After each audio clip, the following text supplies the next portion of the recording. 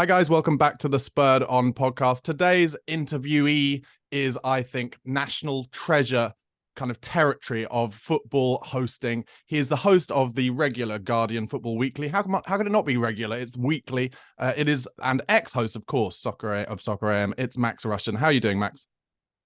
Yeah, I'm good. I think national treasure is, let's face it, it's pushing it. And it also sort of signifies incredibly old.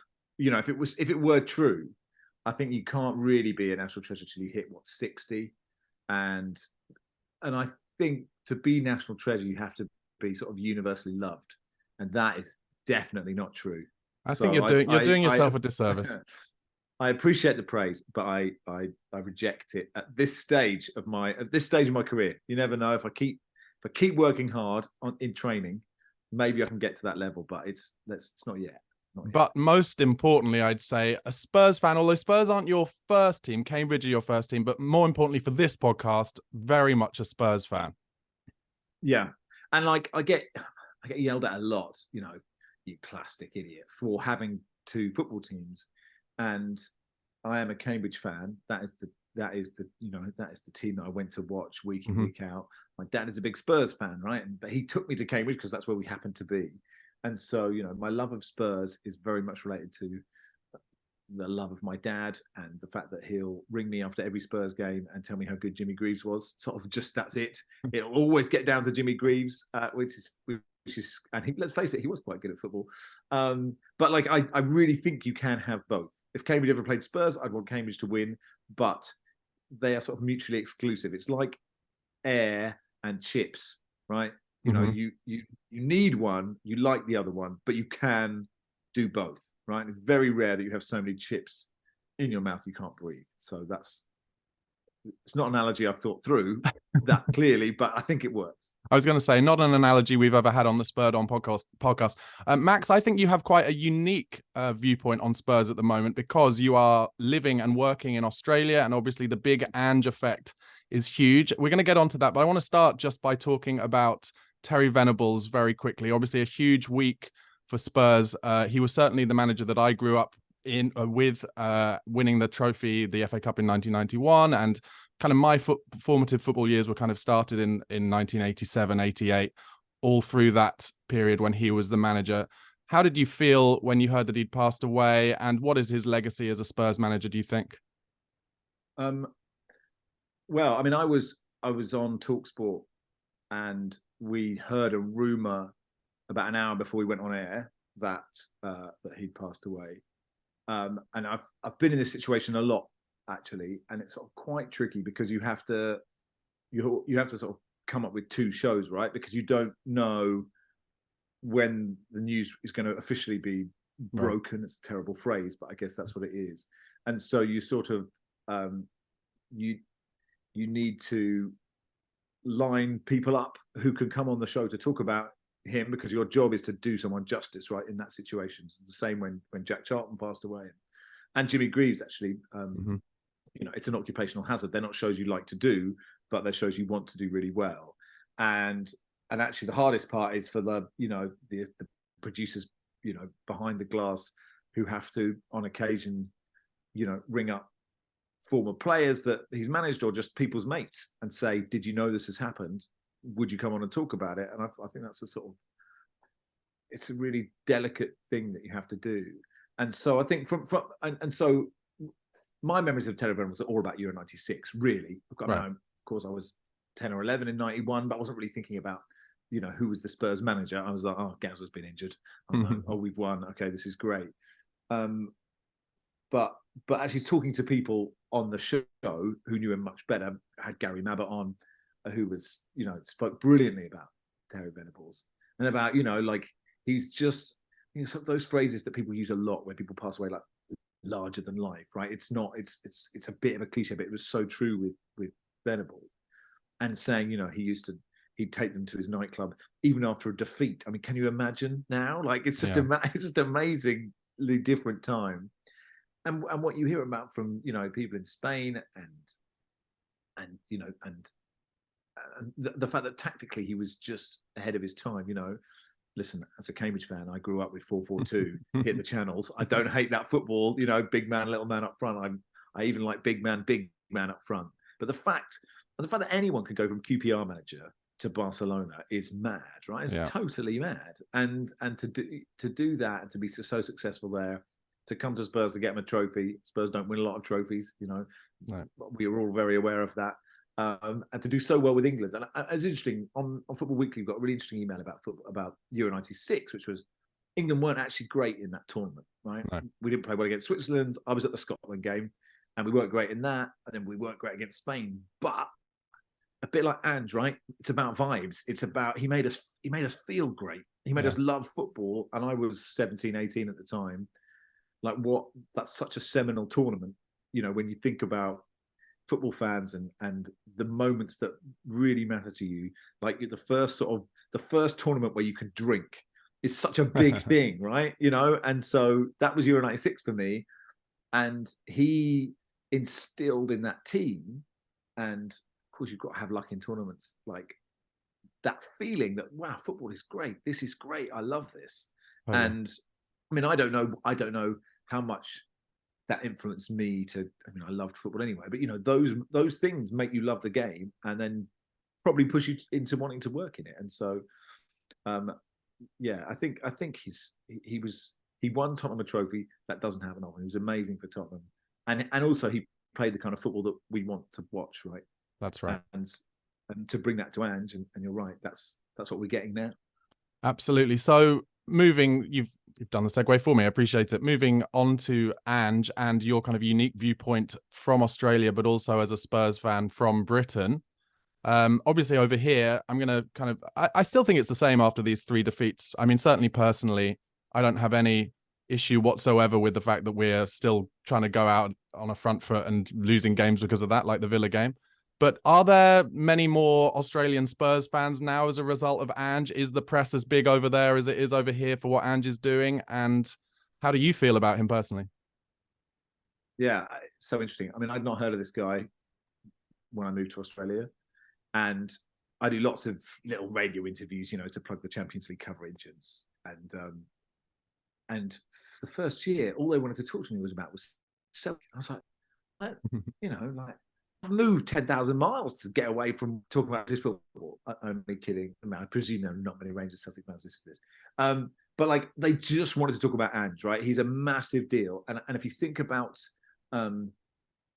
obviously they've got Sam Kerr in the women's game, right? She's an absolute superstar here.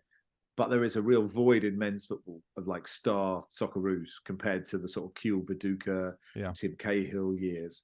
And he fills that void, right? He is the biggest name in Australian men's football. And to have an Australian coach, managing one of the big 6 in the Premier League, there is a huge pride here, a massive sense of pride.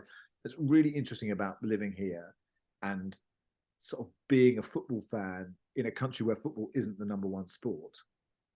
It is so, when you're in the UK, you just get all the nice shiny things if you're a football fan, right? Yeah. You get all the best things, you get all the best shows, you get all the shows, so many shows, you get just so much stuff, and you don't here, right? And so they really care. They sort of care more because you're in that kind of, it's us against the world, that kind of mentality, I think, for football fans over here. And it's the biggest participation sport in this country. And obviously history dictates, the sport you love is all dictated by family and all those things. So AFL and rugby league here are much bigger. But Ange is totally loved. And I think, and I don't know if you agree, I think there is a kind of, maybe xenophobia is too strong a word, but there's sort of culturally a feeling about anyone with an Australian accent or an American accent coming over here and talking about our game. It just doesn't, and so if you look at certainly American coaches, just terms that they use, the way they discuss football, they call a penalty kick a PK, right? And we all go, well, this is ridiculous. You don't understand anything. Yeah. And I think that exists. So I think it's harder because of that. But because Ange is a normal bloke, right? And, so many people I, work with who go to press conferences a lot are just like, wow, it's just so unbelievable. to hear a manager who just talks like a person. You know, like if he's asked a question, he thinks about what the question is and he answers the question, and there's just no side to him. And it's not an act. This is Ange, right? This is him. And like, I'm sure you've talked about it like ad nauseum, but right after the agony of Conte and Mourinho, it is just so nice just to have somebody who seems empathetic, seems to care about the players, you know, and that's before you even talk about wanting his midfielders to pass the ball forwards, right? Yeah. I mean, like, this is just it's sort of mind-blowing. So I'm with you. These defeats are annoying because you think if Romero doesn't do that, we're battering Chelsea, and then he's available for those 2 games, and actually Tottenham won't have many points clear at the top. But you know, like, Tottenham should finish between 4th and 7th. Like, that's sort of where they should finish. Yeah. And so why not do it playing amazing football? Yeah, I completely agree. And I think it's so easy for people to forget. And I'm getting a sense of this actually particularly from pundits and co-commentators in the football media space. There's a sense it's like an opportunity for them to jump on the fact, you know, that classic thing of, oh, you can't just live off the vibes. You can't just be attacking the whole time. It doesn't work like that in the Premier League. You know, it's almost like that feeling of that people saying, oh, Ange isn't understanding how difficult this league is. But actually, I think the fact that we came 8th last season does give Ange a free shot on that. And I think I agree with him in that the long-term culture of the club and getting the players to get away from that default setting of sitting back on their 18-yard line is really important. And I personally think, and I haven't spoken to many Man United fans, but I've got a few family and friends who do. I think the fact that Erik ten Hag stopped wanting to play his style of football kind of 100% when he lost those first few games of the season last season is the reason why Man United are kind of in between styles a little bit. And I think it's vital that Ange keeps going with this. Yeah. And he will. Although, I mean, he definitely will. Although Wolves, you do think, we've got a goal kick. You could just take 5 minutes over it, get a yellow card, and hoy it up the field. Like, you could do that, but generally, I totally agree. You know, and it really helps that you know, they got the rub of the green in those first few. You know, if you think about like the Arsenal game, Jesus has a massive chance, and then it's 2-0, and it's totally different. You think about Sheffield United, where, you know, it wasn't great, but we had, you know, the reverse of what happens in the Wolves game. And it's funny when you analyse it, you're like, oh well, we won that game. But the Wolves game is different, where actually they're the same. The principle is exactly the same. What we should probably have is no points against Sheffield United and 3 against Wolves. But no, I do agree with you, and it's so refreshing. I think it is true that the criticism of Ange at other clubs is, you know, there's plan A and there's plan A, and I guess, you know, there are moments where it will be frustrating, but there are moments where it'll be totally exhilarating. And I don't go every week, right? So I don't have that set, and I never have, right? My love of Spurs is a TV love, but for people the people who've had to go and endure, you know, Conte and Mourinho football, just must be so excited. I mean, when that team was announced on Sunday, I was just looking at it, going, I don't know how that. I can't understand that team. I'm looking at it, going, this is mad. What is this team, right? And the other thing I think is interesting about him is you know, it looks like he can make players better, right? It looks like agree. I don't know, Emerson Royale is a better footballer, right? And I mean, something that Unai Emery does brilliantly, and Eddie Howe as well. And it's weird that it's a thing that not all managers have, right? You know, how is that? How possibly can you get away with being an elite football manager but not improve your players? Like that should be like number one. And so the fact that he can do that and get buy-in from players who aren't playing every week, I'm with you. And I suppose the question for people like us who are have been brainwashed and are complete sort of Ange lovers is, look, Spurs will probably lose to Man City. Then it's 4 in a row. Then you think, oh, what is it? West Ham next. Then at what point, you know, when does the faith go? Yeah. I mean, I still have faith. I just think if we can just keep in touch until Van der Ven is so key, right? Just someone who's fast with the way that he plays. And, you know, Maddison is a different level of footballer. We can keep in touch, then I think it's really exciting. Yeah, my instinct is that if we, you know, let's say, as you did, that we might lose to Manchester City. Although we do have a history of when we go to the Etihad expecting to lose and then somehow winning, Yeah. but no Harry Kane. So let's not assume that. But let's assume we might lose then. And then, I personally think the way it would go, if we lost 6 on the spin because we lost then to West Ham and Newcastle at home, I think it would go on Levy. I think it would go on Levy first before Ange, and the fans would go back on their anti-ENIC stuff because they'd say, well, you didn't get us the extra centre half and you didn't invest enough in the summer, etc. That's where I think it would go first. Yeah, maybe. Anyway, that's it's quite Spurs to be pessimistic, isn't it? You never know. Go to the Etihad and play, and like they will play, and like teams who've taken it to City have had some joy this year.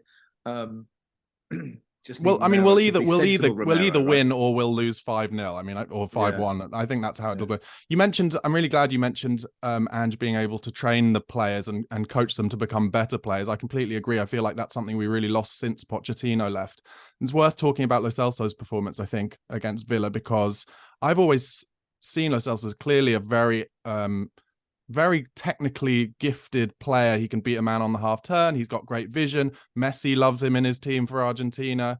And it just seems to me like, he hasn't had the run of games as a result of managers not picking him or injuries. And I did feel like Ange might be a great manager for him. And if he could stay on the pitch over the next couple of months, I really feel he could be a vital player. Yeah, I think so. I mean, the issue for him, I guess, is he's competing with Maddison. Is he? Maybe not for a couple of months. Not that is true. Not for a couple of months. But I agree. Like he's a lovely player. He's got lovely balance. He's got lovely poise.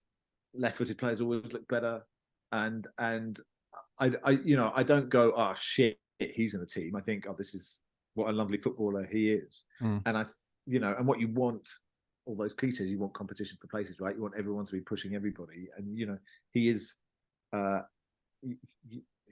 And again, another cliche: you don't get in the Argentina team unless you're quite good, right? Mm-hmm. Like you've got to be quite good at football for that. So I agree. I really like him. I love Bentancur. I just he is a total joy of a football. Again, just a grace about him that is so nice to see. It was such a shame. I don't think Matty Cash should be put in prison. It wasn't a great tackle, but it wasn't a terrible tackle. Like people are saying, oh, it's worse than Romero's. Like it isn't. Like no, it isn't.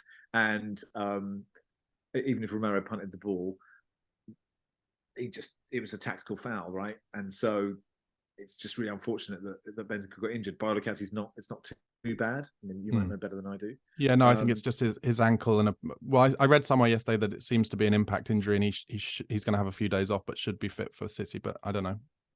Fine. Yeah, I think he's a great player, and I think if everyone's fit, it's really hard to know what your starting three is. Yeah. And actually, with Ange as well, what's interesting is like, obviously, there's a real kind of anti-Højbjerg Dyer axis, because they're sort of staples of the old school.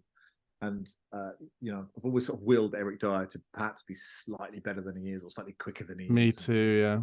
And I think Højbjerg is limited, but I think you can see that he is actually playing better football under Ange than he ever had before. And it's quite possible that both those guys will go in January, right? And you wouldn't blame them.